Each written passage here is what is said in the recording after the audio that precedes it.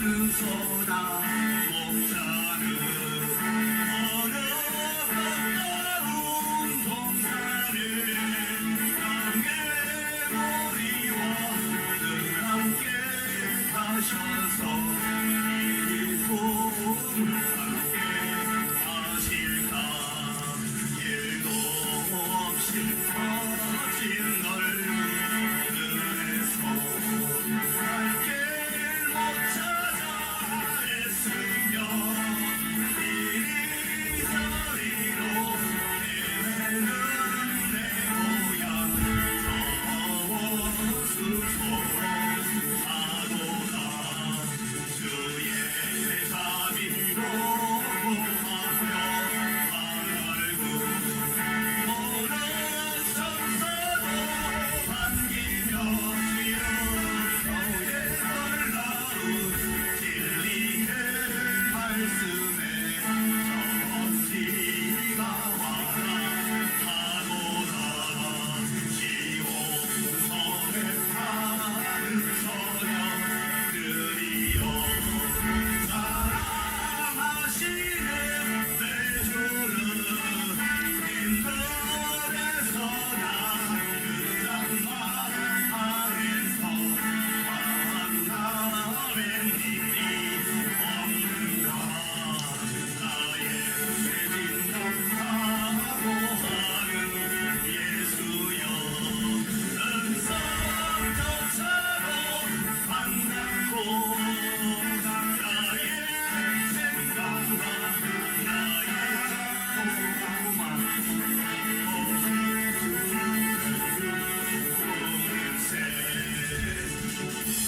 아멘. 너무 기쁘시죠? 예, 제가 1990년도 처음 신앙을 가졌을 때 기쁨이 많이 넘쳐서 이 찬양을 많이 불렀습니다. 근데 제가 잘 부르지 못하니까 저는 가끔씩만 불렀어요. 전체 다 부르면 이상하니까 부르고 싶은 부분만 부르고 이렇게 좀 불렀습니다. 그래서 찬양을 이렇게 소리 지르면서 부르는 건 정말 사랑제일교회에서 처음입니다. 왜냐하면 오늘도 우리 맥달 형제가 나보고 그 바닥을 시작했고 이제 1층 왔다 그러더라고요. 그러니까 너무 바닥에서 출발하기가 조금 잘하는 걸 보고 그랬다고 그러는데 그렇습니다. 우리 한번 고백하시죠. 우리는 이겼습니다. 우리는 진짜 이겼습니다. 여러분 여기 어제 조합과 타결된 거 아시죠? 그래서 제가 한편 오늘 오면서 여러분 이게 한 우리가 2달이나 3달이면 여기를 떠나야 돼요. 좀 아쉬워요 안 아쉬워요? 그러니까 여러분 자주 오세요. 여기가 마치 우리 보면 수몰 지역 있잖아요. 고양이 수몰 되면 어떻게 해요? 여기서 뭘 떠가서 수몰 지역 가보면 그 중에서 몇 개를 이렇게 해가지고 거기 기념을 하잖아요. 사실은 그래서 여기는 이제 한 2달, 석 달 내에 이제 우리가 옮겨줘야 되기 때문에 그렇기 때문에 여러분들이 더 많이 오셔서 많은 추억, 특별히 이 자리가 성령이 나타냈던 라마나요의 장소였기 때문에 하나님께서 그 은혜를 주시라고 생각합니다. 그래서 여러분들이 어떤 마음으로 여기 왔느냐에 따라서 그 역사가 똑같이 일어날 거라고 저는 생각하거든요. 그래서 여러분 될 수 있으면 한쪽으로 한번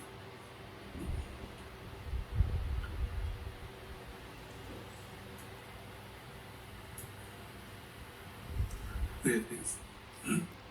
그래서 오늘 사실 이 과정을 우리가 함께 보면서 이게 저도 여러분들이 이제 보시는 것보다 제가 이 사랑제일교회 여러분들을 볼 때 어제 이 장충체육관 이 장면도 역사적인 장면 아닙니까? 그래 하나님께서 제가 감사한 것은 제가 이 어제 은혜를 받고 우리가 이 자리에 은혜 받은 분들이 오니까 너무 편하고 좋은 것 같아요. 제가 어제 목사님과 조나단 목사님 또 특별히 오늘 찬양이 어제 그 뜨거운 찬양이었잖아요. 그냥 거기 있으면 그냥 스스로 뜨거워지니까 오늘은 그것을 자연스럽게 보면서 그렇게 할 수 있는 그런 자리고 또 저런 역사적인 장소에 우리가 있고, 특별히 우리 사랑하는 정광훈 목사님께서 정말 2000년 만에 정말 오순절 마가의 다락방에 있던 동일한 성령 세례와 성령 불 메시지를 한다는 게 너무 감사한 것 같습니다. 예. 그래서 지금 그래서 모든 사역 가운데 목사님의 메시지가 핵심이 되지 않습니까? 사도 바울이 했던 모든 사역, 그 사역, 모든 사역이라고 표현할 수 있는 삶 전체에 성령이 나타나지 않으면 아무것도 아니라고 말씀하셨잖아요. 그래서 저희가 어제 이제 조합과의 그 과정을 보면서 여러분들은 그냥 왜 우리 쫓아내 이렇게 생각하지만 사실 법적으로 봤을 때는 대단히 어려운 상황이었습니다. 어렵다기보다는 사실상 불가능에 가까운 상황이죠. 법적으로.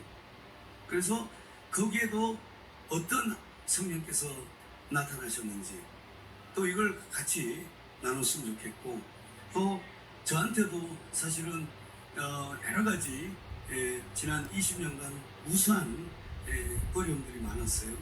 그래서 그야말로 차라리 죽는 게 더 낫겠다 싶을 정도로 그런 순간까지 많았는데, 지금 돌이켜보니까 그게 전부 다 정광훈 목사님 위해서 다 도움이 되더라고요.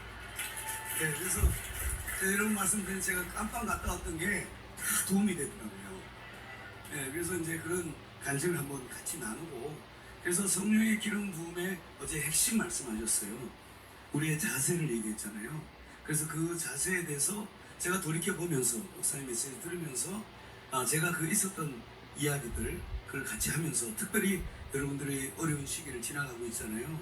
근데 그것에 어제 날씨 먼저 기름 부음 받기 전에 먼저 그 마음의 자세가 있었잖아요. 아버지의 양 한 마리라도 뺏기지 않겠다는 그 자세를 가지고 사자의 입을 찢고 그 열심을 했잖아요. 잠을 안 자고. 그것은 우리가 영적으로 사실은 하나님께 우리가 들어지는 전도라든가, 여러분이 또 이 더운 날 천만 서명하고 있는 이 모든 자세 가운데 다윗에게 임했던 사무엘 때가 되면 사무엘을 통해서 기름 부음의 역사가 일어나잖아요. 그리고 그 올맷돌로 골리앗 같은 그 사단과 병들과 가난과 모든 마귀를 이길 수 있는 그 힘을 우리에게 주고, 특별히 우리를 그 증거를 통해서 만천하에 하나님의 살아계신, 정말 예수 그리스도의 살아계신 성령의 간증을 우리가 할 수 있을 거라고 생각합니다. 그래서 그걸 한번 보시면, 그래서 어제 지난 3일간에 있었던 걸 간단하게 여러분 한번 목사님이 하신 걸 제가 이제 전도를 해보면 그렇거든요. 제가 전하는 건 아주 간단한 것만 항상 전했어요. 그러니까 예를 들면 예수님이 그리스도다, 예수님이 하나님의 아들이다, 요 두 말만 항상 전했어요 저는. 근데 여러분 문장이 어려워요, 쉬워요? 그런데 신기하게도 저희 사무실 문 밖에 나가면 또 까먹어요. 신기하잖아요. 그래서 목사님 돌대결을 하는 게 돌이 돌리는 게 아니라 사단이 다 까먹게 해요. 왜냐하면 우리가 쪼아간다 그러잖아요. 그래서 이제 여러분 다 아시더라고. 여러분이 한번 여러분 목사님 하신 메시지를 다시 한번 그걸 마음판에 새기고 우리 영에 새기는 게 중요한 것 같습니다. 그래서 여기 보시면 사무엘 상에서 그렇지 않습니까? 이세 아들 다윗에게 사무엘이 기름불을 취해서 기름을 부으라고 하지 않습니까? 기름을 부었더니 그때 그날 이후로 다윗이 여호와의 신, 여호와의 영 크게 감동되었다. 이 구절을 어제 이제 말씀하셨는데, 실제로 우리 모든 사역, 특별히 이제 저 같은 경우는 이제 변호사 사무실이라든가 이번에 이제 조합과 이 사건들, 목사님 사건 가운데 성령이 역사하지 않으면 하나도 되지 않습니다. 저희가 한 게 얼마나 엉터리였는가, 변호사 어떻게 얼마나 엉터리였는가 저희가 간증해 드릴게요. 그 말은 뭐냐면 저희들이 엉망을 했음에도 불구하고 성령께서 그것을 우리 부족함을 바꿔서 이기게 해주셨다 이 말이에요. 그걸 이제 보시면 됩니다.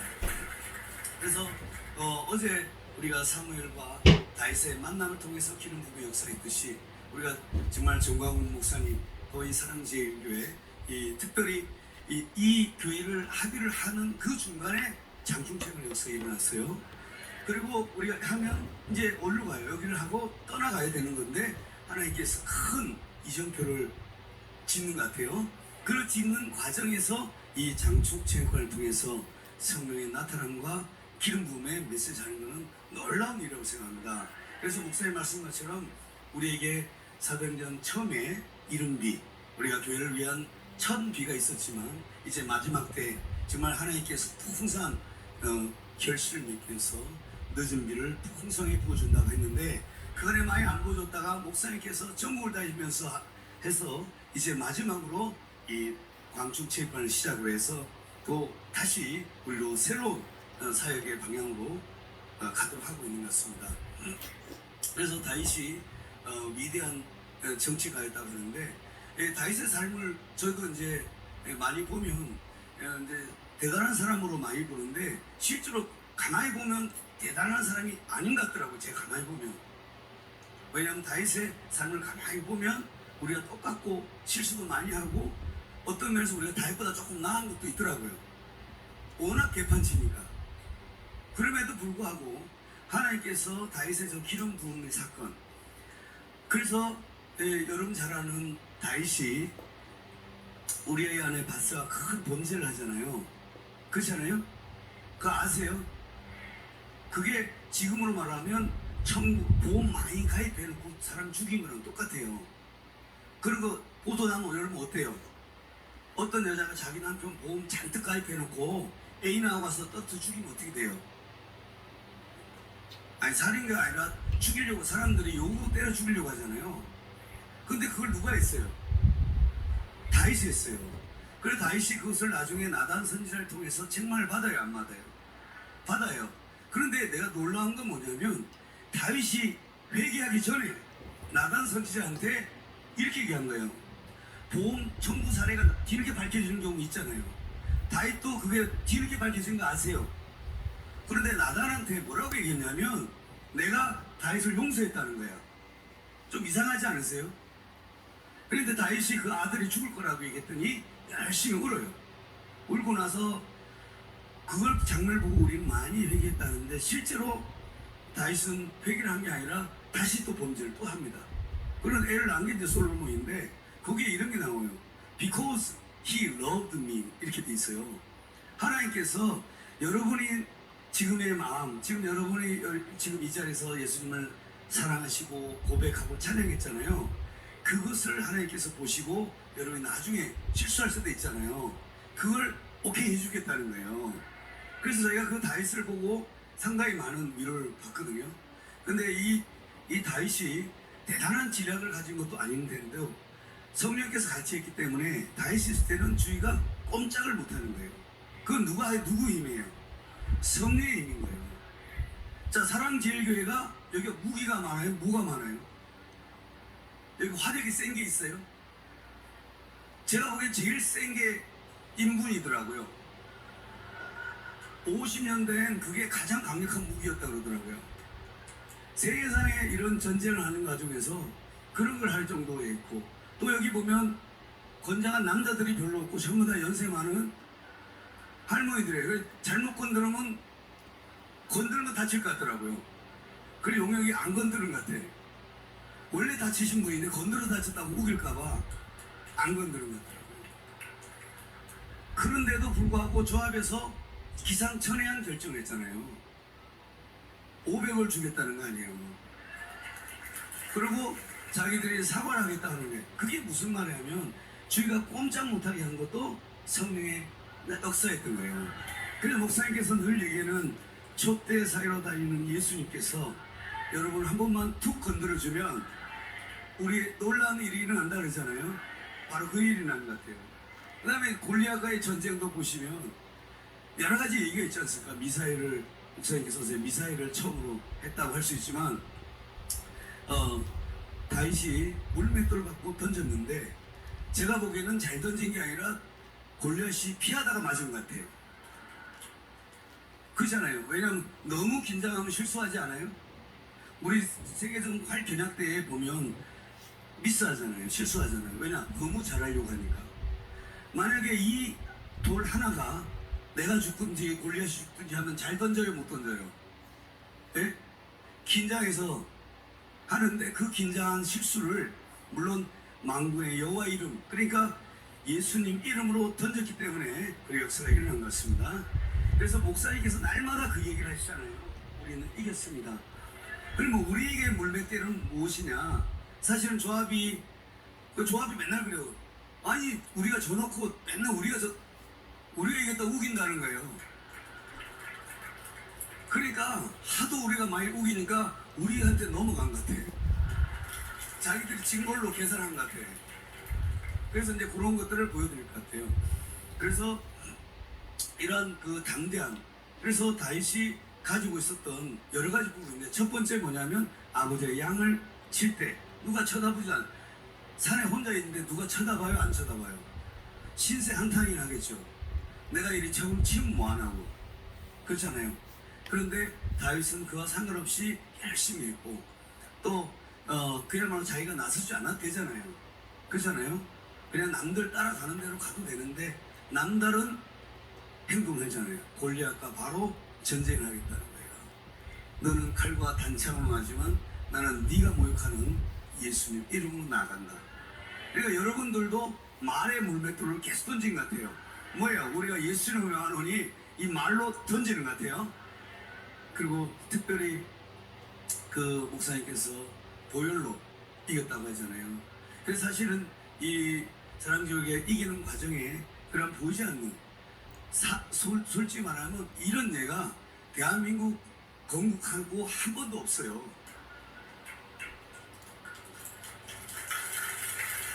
그리고 중간에 이렇게 하다가 법으로 가다가 합의는 있지만 대법원 판결 확정되고 후진한 케이스 이게 처음이에요.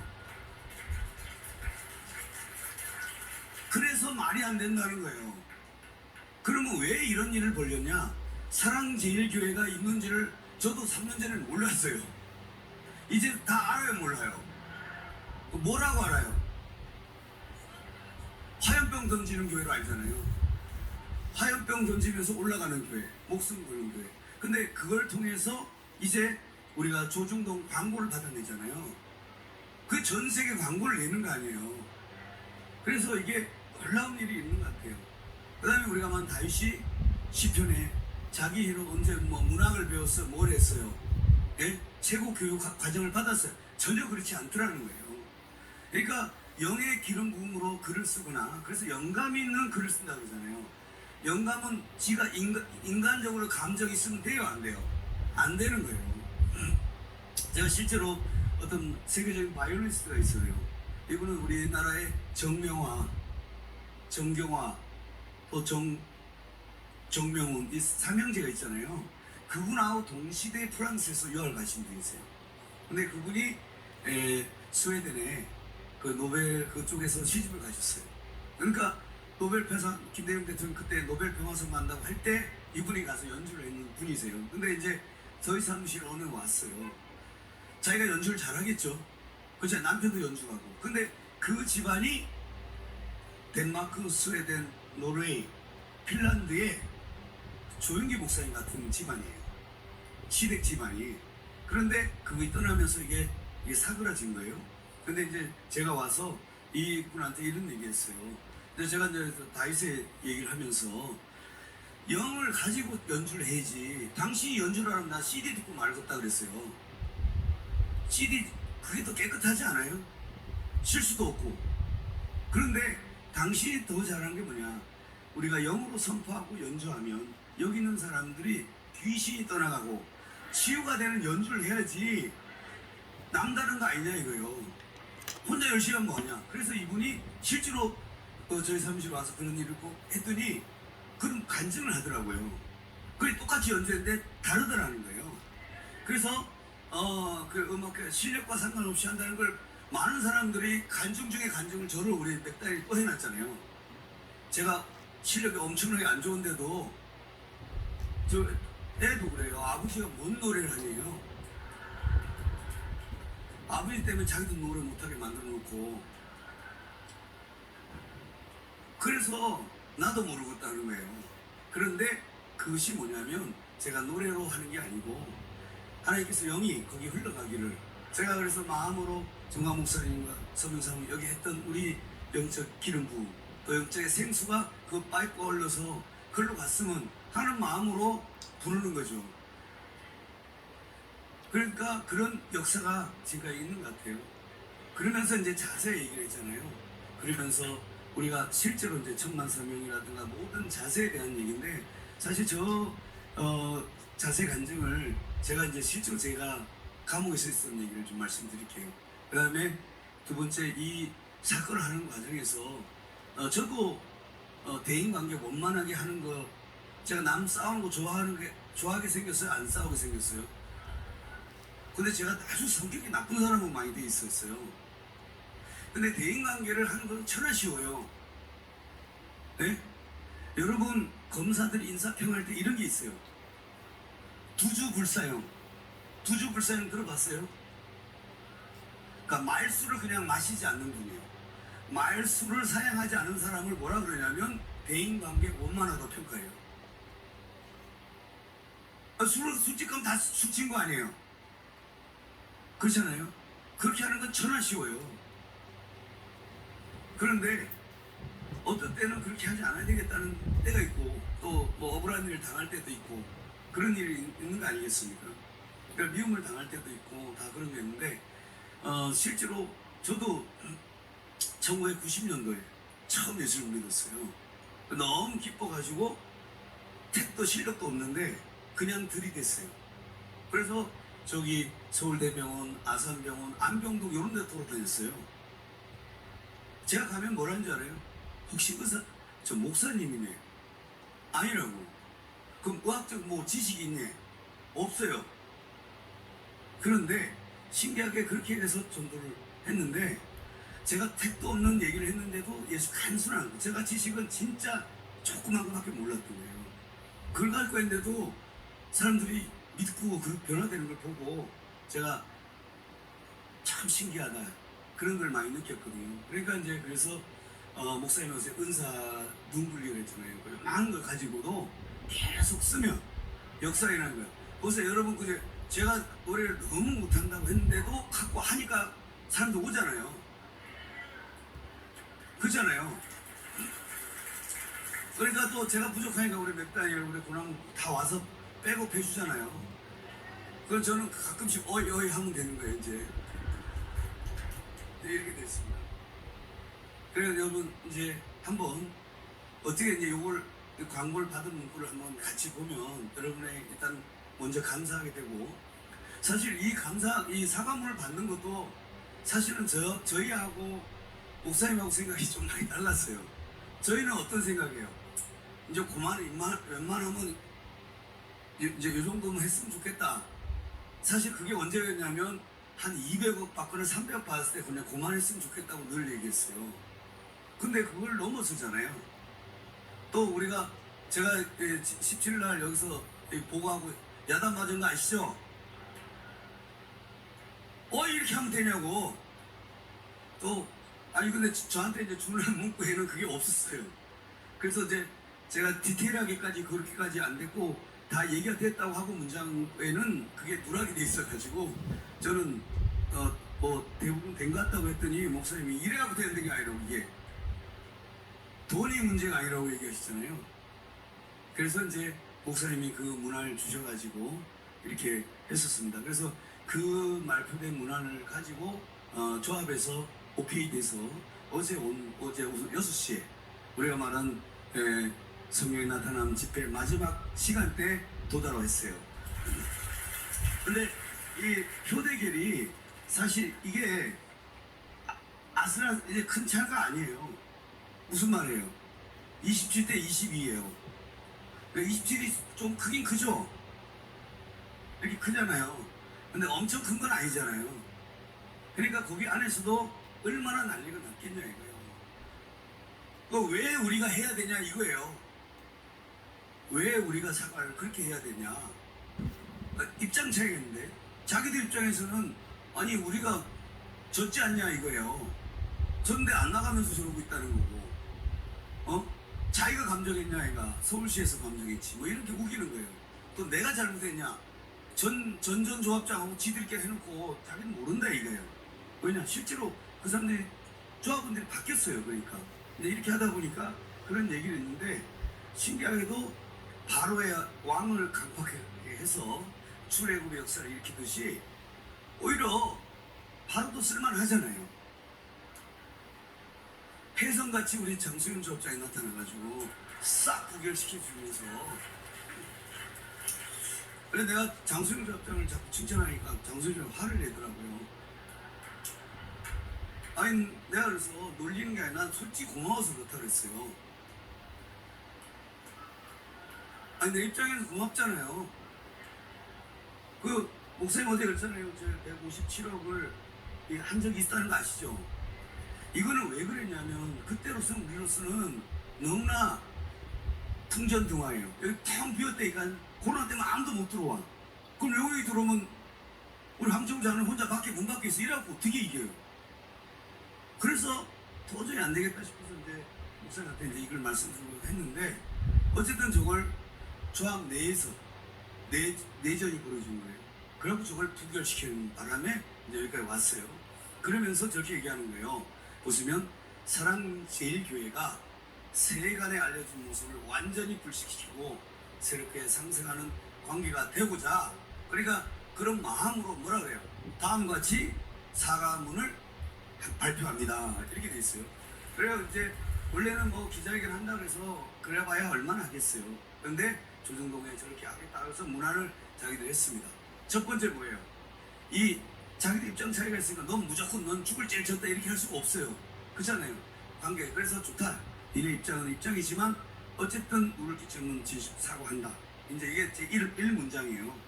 사과가 중요한 거고 그 다음에 두 번째 자기들이 집행을 한 가운데 사랑제일교회 측과 교인들에게 인적, 물질적, 정신적 피해 입힌 점 명예를 훼손한 것에 또 사과한다.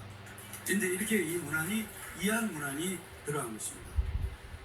세 번째로는 우리가 서울시 종교시설에 관한 처리 방황이라는 그 조례에 따르면 첫 번째 대토 부지를 가게 됩니다. 이제 여기에 부지에서 바로 옆에 현대자동차 있잖아요. 그 뒤쪽으로 수신약골에서 이 코너로 가게 됩니다. 근데 이게 놀라운 건 뭐냐면 하나님께서 사랑교회는 특별히 역사하는 게 뭐냐면 보통은 모든 교회가 그렇습니다. 땅 가면 줄어서 가요. 자기 땅보다 줄어서 가거든요. 근데 우리는 늘어서 가요.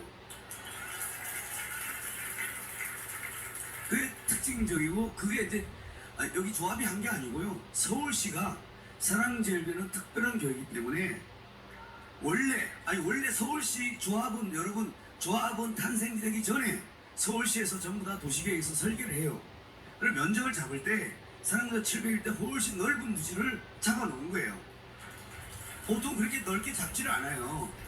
근데 사랑교회는 워낙 많은 성도가 많이 모이니까 넓어야 된다 그랬대요. 그 다음에 저희가 거리상을 보면 여러분 여기 오다 보면 돌고 지금 보면 여기가 좀 언덕지잖아요. 근데 언덕이 되는데 그게 다 평지가 됩니다. 그러니까 평지에서 쭉 올라오면 거기가 교회 시작점이에요. 근데 지금은 이렇게 꺾어서 이렇게 산을 언덕을 올라와야 되잖아요. 그러니까 거리상으로 조금 가까워지는 면이 있어요. 그 다음에 두 번째 제일 큰 게 뭐냐면 두 개의 도로면을 가지고 있는 거예요. 이 큰 도로 두 개의 면을 갖고 있는 게 나중에 거기가 중심지가 될 가능성이 대단히 높기 때문에 좋습니다. 그 다음에 실제로 이제 교회 여러 가지 비용을 내서 500억이라는 이제 금액을 하게 됐는데 사실 저 금액이 만들어진 계기는 조합에서 자기들 대법에 이기면서 존치를 하면서 저렇게 되는 거예요. 그러니까 사람들 제청한데 사람들 빼놓고 이렇게 했는데 그 과정에서 사실 저도 이 사건을 개입하려고 안 했는데 하나님의 역사를 여러분 한번 보면서 우리가 이 홍해를 가르고 나면 또 이렇게 얘기하잖아요. 거기서 우리가 강을 건너나 기적을 베푸면 뭐냐면 그 가장 강 깊은 곳에서 돌을 갖고 오라 그래요. 그거 아시잖아요? 돌을 갖고 와서 이걸 갖다 놓으라 그래요. 그 왜 그래요? 나중에 사람들이 저게 뭐냐고 물을 때가 있어요. 그러면 하나님께서 우리를 마른 땅같이 건너겠다. 이제 이걸 보여주기 위한 거거든요. 그래서 여기 보시면 사실은 4월 20일 날 이제 목사님 나왔는데, 사실 이제 저는 사실 목사님과 저기 하기 전에 한 2월 20일을 처음 뵀죠. 정확하게 보려면 유튜브로 이제 집회는 참석했지만, 그런데 사실 목사님 제가 깜빡하고 갔다 온 걸 몰랐는데, 목사님께서 저를 좋게 본 거는 제가 깜빡을 갔다 오는 걸 알으셔갖고 가깝게 생각했었어요. 왜냐면 그것도 동질감이잖아요. 우리가 함께 있었던 자들 중에 이러잖아요. 그래서 저도 목사님 어제 다 깜빡할 사람 손 들어보라 했잖아요. 근데 깜빡은 좋지는 않아요. 그런데 중요한 게 많이 있어요. 어려움이 있으면 여러 가지 유익도 많아요. 여러분들 집안에서 효자들이, 효자 효녀들이 엄마 아빠 잘 챙겨준 사람 중에 효자 효녀가 나와요, 안 나와요? 한 명도 나온 적이 없어요. 아버지가 못해주고 엄마 못해준 사람 중에 그렇게 되는 경우 이상하더라는 거예요. 그리고 목사님께서 이번에 어려움을 겪으면서 많은 결심을 하시잖아요. 뭘? 목사님께서 그 얘기 하시잖아요. 첫째, 구시 안에서 그야말로 기이한 셋째 하늘의 경험하셨잖아요. 그리고 밤마다 꿈과 환상으로 경험하시길 얘기하셨을 뿐만 아니라 사랑제일교회 내에 일어나는 걸 훤히 보게 하신 거예요. 그래서 이제 여러 사람들은 얘기했지만 그것을 하신 것이 목사님에게도 사랑제일교회도 엄청난 큰 축복입니다. 그래서 목사님께서 더 깊이 가시고 또 사랑제일교회가 만일에 반대로 해보면 그거 없이 잘하고 그냥 재개발됐다 생각해보세요. 그러면 뭐가 어떻게 되는지 잘 몰라요. 저 같은 경우도 감옥을 제가 딱 가보니까 삶이 1차 정산이 일어나요. 뭐냐? 제가 이렇게 신경 써줬던 사람들이 안 와요. 감옥에 면회를 안 와. 근데 전혀 뜻밖의 사람들만 면회를 와요. 누구냐? 제가 전도했던 사람만 와요. 밖에서 뭐 결혼식장, 장례식장 했던 사람, 저하고 친했던 사람이 있거든요. 한 명도 안 와요, 그거예요. 그러니까 그때부터 제가 결혼식, 장례식장 다니겠어요, 안 다니겠어요? 안 가요, 거기는. 다 헛방이에요. 그래서 그때 제가 전도했던 사람들 있잖아요. 그 사람들이 그래서 나의 기쁨이요, 멸류관이요, 상급이란 말이 거기서 제가 깨달았어요. 왜냐? 그때는 제가 이제 좀 더 얘기했지만 하여튼 제가 저기 감으로 인해 갖고 구치소 사정을 훤히 알아요. 저희 집안처럼. 근데 일반 변호사는 저 안에 들어갈 수 있어 없어요? 같이 해야 되기 때문에 못 들어가요. 변호사들도 변호사 그 상담하는 연애하는 데 가면 그 이상 못 들어가요. 그 안에 어떤 느낌인지 알아요, 몰라요? 저는 알아요, 몰라요? 늘 알죠, 다녔기 때문에. 그래서 그 나오는 길도 알고 나와봤으니까 저도 그날이 언제냐, 여기 숫자 있죠? 예? 며칠이에요 이게? 제가 출소한 날이에요. 근데 출소한 날이 목사님 저렇게 기뻐하시잖아요. 우리가 이 석방된다는 게 엄청나게 기쁘고요. 여러분들은 이 무죄라는 개념이 있잖아요. 사람들은 항상 죄의식을 느껴요. 성경적으로 뭔데. 근데 이 죄가 없다고 느낄 때 너무너무 기쁜 거예요. 근데 예수님께서 피를 흘림으로 우리 죄를 다 사해줬다 그러잖아요. 그래서 제가 이제 그 안에 앞에도 먼저 갔어요. 제가 나오는 장소가 저기가 아니고 또 앞에도 있고 또 문을 3번 따야 돼요. 저는 앞에 다른 데까지 가 있었어요. 그래서 이제 목사님 뵙고 저 물건을 내가 들으려고 하니까 교도관이 왜 이러시냐는 거예요. 이렇게 하면 안 된다는 거예요. 왜냐? 변호사가 한 번도 온 적이 없으니까. 이러시면 안 된다는 거야. 괜찮아요, 내가 들 테니까. 그래서 내놓으라 그랬어요. 그래서 내가 들고 나온 겁니다. 그게 4월 20일인데 놀라운 건데, 사실은 저는 전화를 이제 하고 했는데 신기하게 한 일주일 열흘 지나고 저는 이제 여기 사랑지역에서 이제 은혜를 받아야 되고 성령을 받아야겠다 싶어서 이제 저녁마다 여기 왔어요. 차를 가지고 있었는데 성령이 오기 전엔 집행관이 들이닥친 거예요. 몇 날이 못 내요. 하늘 문이 열린 게 아니라 용역들이 문이 열리고 달려들기 시작하는 거예요. 그래서 갑자기 저걸 알게 된 거예요. 그래서 이제 저도 원치 않게 뛰어들게 하게 된 거예요. 그래서 이제 가보니까 하여튼 근데 이것도 이제 제가 감옥 같은 것도 하지만 국내에서 깡패들하고 명도하는 걸 제가 제일 많이 했어요. 그러니까 명도하는 사정을 알아요, 몰라요? 다 알아요. 왜냐? 내가 집행관을 반대쪽으로 해봤어요. 집행을 많이 해봤으니까 이쪽도 알아요, 몰라요? 아는 거예요. 그래서 제가 춘천 관광호텔, 남원 관광호텔 거기 가면 지하에 다 룸사롱들이 조폭들이 다 있어요. 가면 그 지역 조폭들 다 직결해요. 그래 용역 가고 이제 거기하고 해도 드러내요. 그거 아시겠어요? 그 깡패들 조폭들이 얼마나 등치가 좋아요. 사신이 칼 들고 막 이런 애들 있잖아요. 연장 들고 온 애들. 걔들이 다 이제 자기 춘천이다 그러면 춘천지에 깡패가 다 와요. 없으면 지들도 더 데리고 와요. 그런데도 다 드러내요. 이게 집단이에요. 근데 사랑제국에는 뭐 무기가 센 것도 없는데 그렇잖아요. 그래서 이거는 말도 안 되는 거예요. 그래서 제가 그 경험을 가지고 첫 번째 그래서 이제 정의 현황을 이제 파악해서 여러 단체가 있었기 때문에 그래서 전국에 제가 그래서 4층에는 어떻게 하냐면 체육관을 제가 청태포 쫙 붙여서 분양한 거 아세요? 보증금 10만 원에 월세 만 원씩 요만큼씩. 그랬더니 우리 황수영 권사님 나도 권리금 몇 개 더 달라고 그랬다고 안 된다 그랬어요. 왜 안 돼? 그때 그랬거든요. 우리 권사님은 또 거기 유치권 행사하면 나 어떡하냐고 또. 그게 뭐냐면 점유자가 그렇게 중요한 거예요. 하나도 드러낼 수가 없기 때문에 이제 했는데 그래서 이제 제가 없었는데 저 여름 집달갈 한번 리마인드 해볼게요. 5월 달에 처음에 들어왔을 때는 일단은 내가 좀 기다려라 협상한다 그랬다고요. 그러고 나서 6월 달에 6월 초에 첫 집행이 들어왔어요. 그때 아시죠? 맨 처음 왔었고 그 다음에 2차 집행이 6월 말에 한 번 또 들어옵니다. 제가 이제 이상하게 그 전에도 한 번 왔습니다. 집행 전에 제가 그 집회하기 전에 항상 용이 온다 그래서 여기 사람들 꽉 모여 있었어요. 그래 많이 기도하니까 하나님께서 많은 분들을 보내셔서 먼저 기도로 준비된 상태에서 항상 올라왔어요. 여기를 한 게 아니라 지키기 위해서. 그 다음에 잘 알다시피 11월 달이 3차까지 됐어요. 이게 유명한 화염병. 이제 근데 화염병이 실제 던진 건 없어요. 우리가 근데 여기 보면 실제로 사건의 진상은 그래요. 우리가 보면 옛날에 강강술래 하는 거 있잖아요. 임진왜란때 왜 강강술래예요? 여기가 뭐 많이 있는 것처럼 뻥치는 거 아니에요. 그래서 사실은 한두 개 해놓고 나머지는 생수통에다가 꽂아놨어요. 근데 사람들이 그게 엄청난 거인 줄 알아요. 무기인 줄 안다고.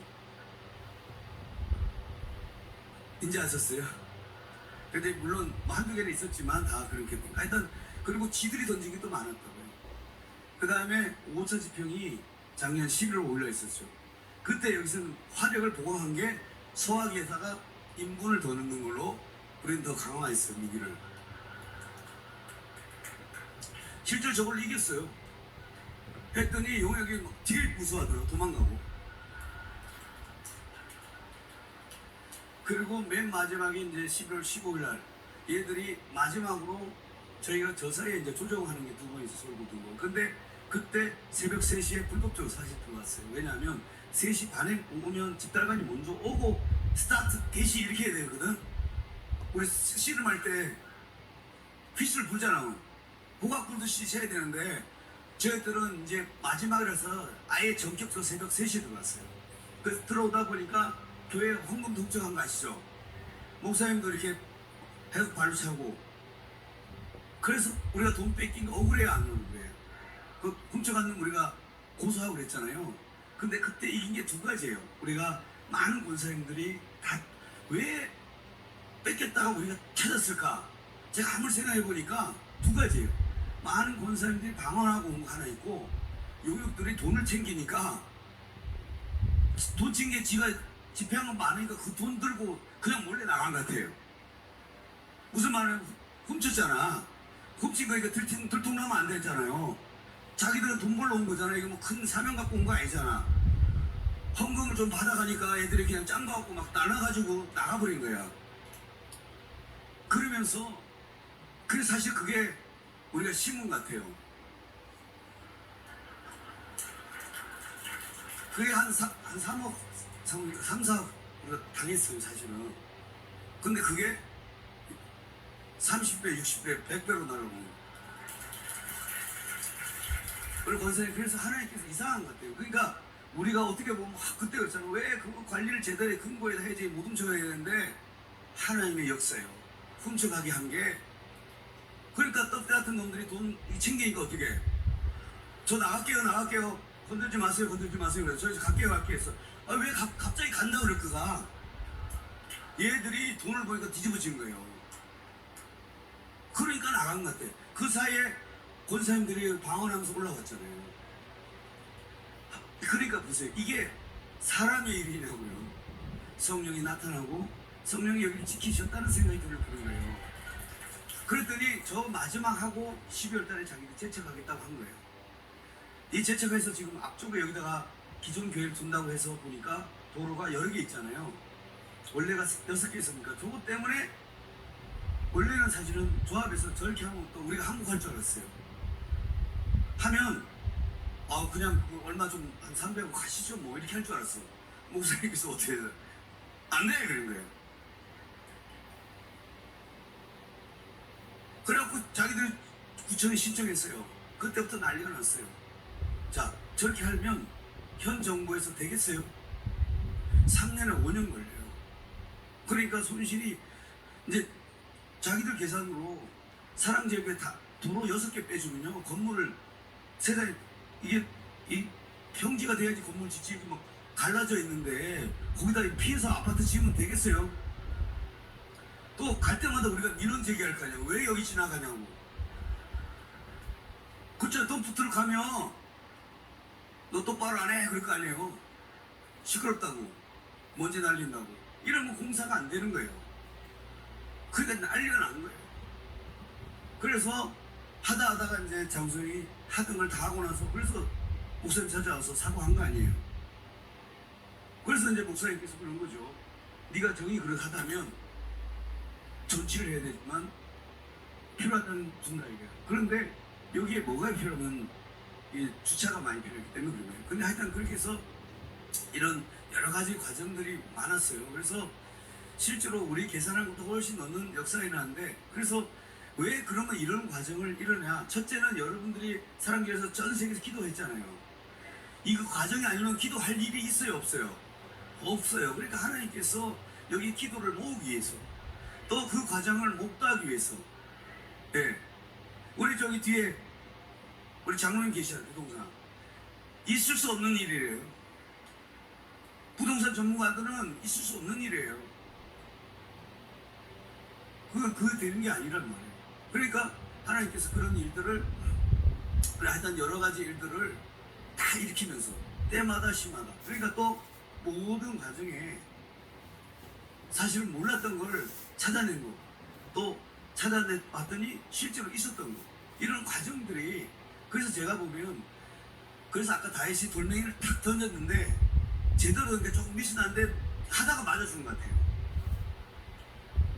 그렇지 않고 급소를 맞추기 어렵단 말이에요.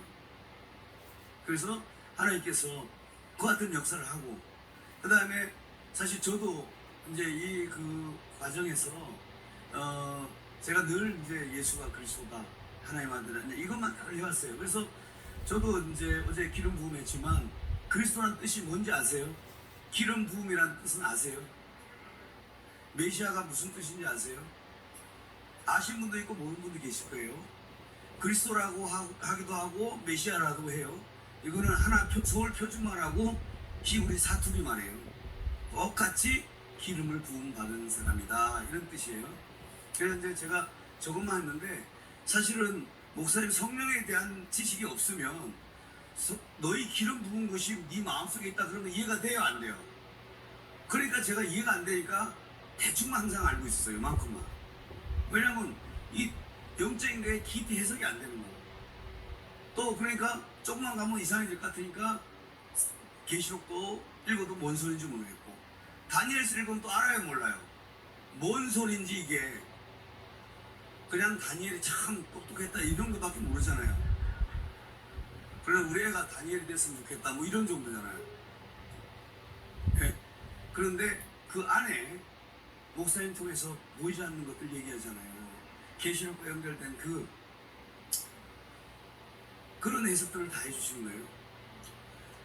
그래서 그 기름 부음에 대해서 이 기름 부음이 전부라는 걸 제가 다시 한번 보게 됐어요. 그러니까 성령의 기름 부음이 여러분에 넘쳐야지 여러분한테 뭘 한다 그래요. 가르쳐주고 생각나게 해주고 다 한다는 거예요. 그래서 자꾸 글을 많이 봐서 되는 게 아니라는 거예요. 그래서 글을 많이 읽은 신학자가 신앙 없다는 걸 저는 교회마다 또 목회자들 집회를 가보면 목사님 중에 얼굴 밝은 사람이 거의 없어요. 아이고. 딱 보면 알아. 내가 딱 보고 교회 다니지 어떻게 하는지 너무 심각하니까. 이쪽은 오랜만에 보네. 여기 분들은 뭐예요? 성경 안 읽고 막 이런 얼굴, 초신자는 얼굴 밝아. 뭐가 뭔지 모르니까. 4분. 그래 난 그게 좋다는 거예요. 그래서 제가 조심해야 성경 될 읽으면 이상해지니까 그래서 제가 늘 성경 읽지 말라고 해요. 순서 없냐고. 왜냐면 읽다가 지멋대로 해석하더라고요. 그냥 놀라운 건 제가 전도 현장에서요. 꼭 저를 전도하려고 하면 하나도 질문 없는 사람이 내가 말씀을 좀 가르치려고 하면 저 뭐가요? 근데 이게 궁금하고 뭐 이순신 장군 때 죽은 분은 어떻게 되냐고 시작하고 집에 들어다니고. 별의별 다 물어. 그래서 제가 늘 이렇게 그래 좋은 친구라고 내가 좀 이따 하고 내 얘기 먼저 끝나고 하고 쭉 하고 영접을 딱 시키잖아요. 그래서 다시 아까 그거 뭐 궁금한 것들 없대. 자 그래서 그 사람이 궁금해서 물어본 거예요? 아니에요? 아니에요. 사단이 물어보게 한 거예요. 막 넣어갖고 궁금한 못 믿게 지랄 연병을 뜨는 거예요 이게. 만약에 궁금했으면 날 보자마자 그게 뭐냐고부터 물어야 되나. 아니 성경 한참 설명하고 있으면 근데 있잖아요. 부터 들어요. 뭐가 있긴 뭐가 있냐고. 절대 너는 그래서 제가 보면 절대 성경 읽지 말라고. 그러면 뭐만 읽어야 내가 가르쳐주면 그 구절만 외우라고. 너는 한 발짝 뛰면 죽어 그랬더니 근데 신학자들은 성경을 해석해서 어떻게 돼요? 엉망진창이에요 진짜로.